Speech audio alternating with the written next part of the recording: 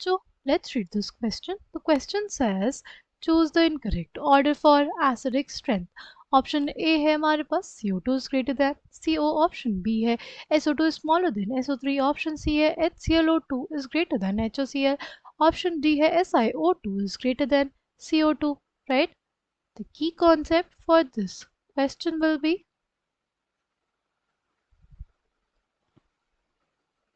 acidic strength. अगर simply हम लोग बात करें एसिडिक स्ट्रेंथ ऑफ ऑक्साइड्स की, तो वो बेसिकली डिसाइड किया जाता है on the basis of electron deficient nature of the oxide, right? जितना ज़्यादा ऑक्साइड हमारे पास क्या होगा, इलेक्ट्रॉन डेफिशिएंट होगा, उतना ज़्यादा क्या होगा, उसकी एसिडिक स्ट्रेंथ ज़्यादा होगी, राइट? जैसे अगर हम लोग बात करते हैं कार्बन डाइऑक्साइड की और कार्बन मोनोऑक्साइड की, इसमें ऑक्सीडेशन स्टेट क्या है कार्बन की, +2 है।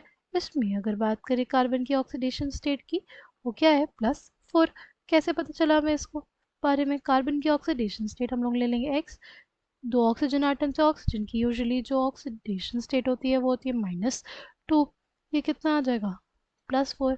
ऐसे ही हम लोग CO के लिए भी करते हैं, x मान लेते हैं, +2 इंटू -2 इंटू 1 हो जाएगा, ठीक। x की वैल्यू कितनी आ जाएगी, +2 आ जाएगी, राइट? तो ज़्यादा इलेक्ट्रॉन डेफिशिएंट नेचर किसका है, CO2 का, राइट? इस वजह से CO2 क्या होता है, ज़्यादा एसिडिक होता है, राइट? जो हमारे पास CO होता है ना, वो कैसी ऑक्साइड होती है, वो होती है एक न्यूट्रल ऑक्साइड, ठीक। CO2 जो होता है वो हमारे पास क्या होती है, एसिडिक ऑक्साइड। इसको अगर वाटर में डिसॉल्व करते हैं तो हमें क्या देखने को मिलता है, हमारे पास बेसिकली फॉर्मेशन होता है एक एसिड का, ठीक है, H2CO3 which is a carbonic acid. कौन सा एसिड होता है, इसको बोलते हैं कार्बोनिक एसिड बोलते हैं, राइट? नेक्स्ट क्या है हमारे पास, SO2 एंड SO3। अगर बात करते हैं SO2 और SO3 में, सल्फर की ऑक्सीडेशन स्टेट इन SO2 क्या हो जाएगा, हो जाएगा x +2 into -2 is equals to x की वैल्यू कितनी, +4, ठीक। और SO3 के केस में क्या हो जाएगा, x +3 into -2 is equals to 0, x की वैल्यू +6, राइट? इसमें हायर ऑक्सीडेशन स्टेट, उसमें ज़्यादा इलेक्ट्रॉन डेफिशिएंसी, इस वजह से हमारे पास SO3 जो होगा उसका उसका जो कैरेक्टर होगा एसिडिक स्ट्रेंथ का वो ज़्यादा होगा, राइट? नेक्स्ट क्या है हमारे पास, नेक्स्ट है HClO2 and HClO, HClO2 and HClO। इसमें Cl की ऑक्सीडेशन स्टेट देखते हैं, क्या हो जाएगा, हाइड्रोजन के लिए +1, Cl के लिए x +2 into -2 is equals to 0, x की वैल्यू कितनी, +3 आ गई। इस केस में क्या हो जाएगा, x +1 प्लस -2, ये की वैल्यू कितनी आ जाएगी, +1। यहाँ पे क्लोरीन +1 ऑक्सीडेशन स्टेट में, यहाँ पे +3 ऑक्सीडेशन स्टेट में। जितना ज़्यादा ऑक्सीडेशन स्टेट होगा उतना ज़्यादा टेंडेंसी होगा to accept the electrons, right? इस वजह से इलेक्ट्रॉन डेफिशिएंसी ज़्यादा तो एसिडिक स्ट्रेंथ ज़्यादा, right? HClO2 will be a stronger acid than HClO, ठीक। फिर हमारे पास ये तीनों ही ऑर्डर्स क्या है, करेक्ट दिए गए।